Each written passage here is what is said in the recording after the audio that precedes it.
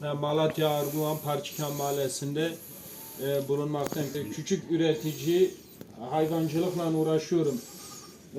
Akşam yoğun yağan yağmur sebebiyle çadırımıza kurt girmiştir.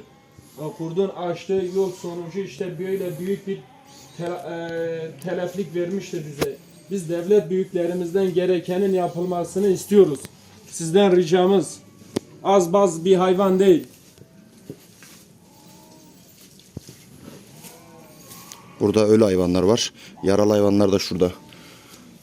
Bunlar da 40 yaklaşık tane ölü, 25 tane de yaralı.